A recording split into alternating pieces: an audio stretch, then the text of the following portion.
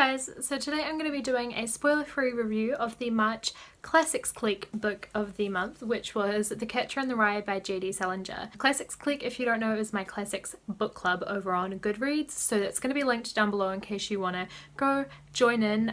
We have a little bit of discussion over there, and then you can also vote in polls for like which book we'll read the next month, and then for each book I'll be doing a review like this one and also a live show every month as well. The poll for April is up today when this video goes up, so if you want to go vote for what we should read together in April, you can go do that. This review is going to be spoiler free, but I will have a spoilery live show discussion later today, hopefully. I've never done a live show before, so I'm kind of just hoping that it works out. I'm going to try it.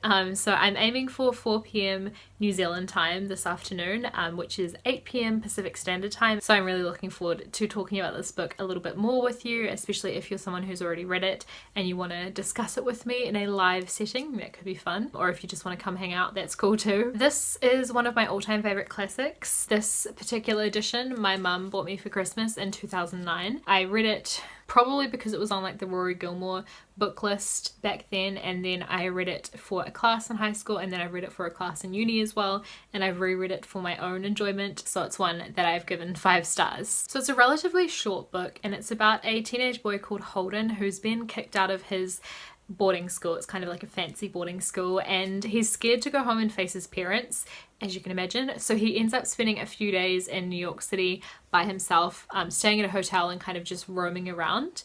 So it's definitely a more character driven sort of novel. There's not a whole lot to the plot. It's more about Holden and his mental space where he's at, and some of his memories and some stuff that is going on with him and that kind of thing. So I think if you are a plot driven kind of reader, you might not like this book so much, but if you're someone who really likes character driven novels like me, it might be one that you really enjoy. It seems to be a thing for J.D. Salinger. I think from like other things I've read from him, he often writes character driven stories.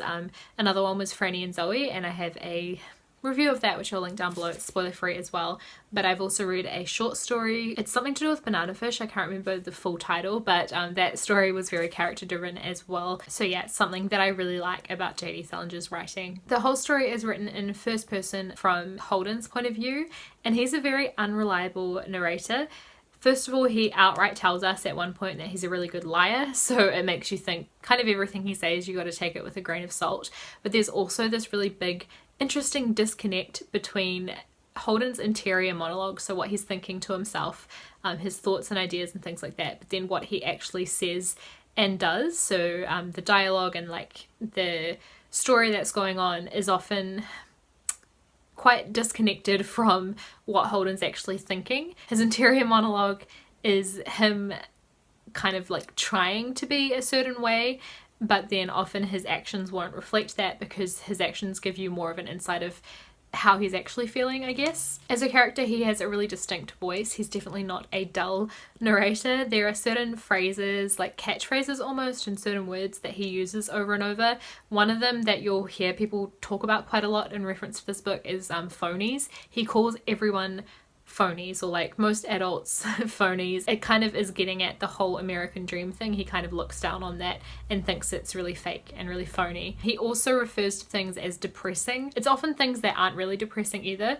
not by their nature, you know what I mean? It's not like he sees something sad and says that's depressing. He'll kind of see a lot of things as depressing, and I think that's a reflection of his mental state, so I find that really interesting as well. So I'd say more than anything else, this is a coming of age novel.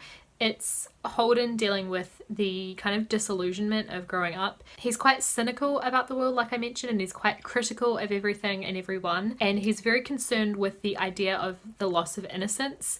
He is really attached to childhood and he wants to protect children. Overall, there's not too much else I can really say about this book because it is just so character driven, but I think if you like character driven stories, if you like stories set in New York City, it's a really cool setting, and if you like coming of age type stories, I think you might enjoy this one. I will throw out a trigger warning for suicide as well. There's a suicide that is described in this book. Otherwise, I definitely think it's a classic that you should check out if you haven't read it in the past. I know a lot of people have, because a lot of people have to read this at school and whatever.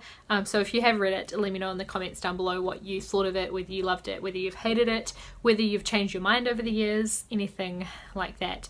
Also, if there's anything particular that you would like me to discuss further in my live show this afternoon, leave that in the comments down below as well, and I'll see what I can do. But if you can join me in the live show, that would be awesome too. So thank you guys for watching this, and I'll see you with another video in a couple days, and I'll see you with my live show this afternoon. Bye.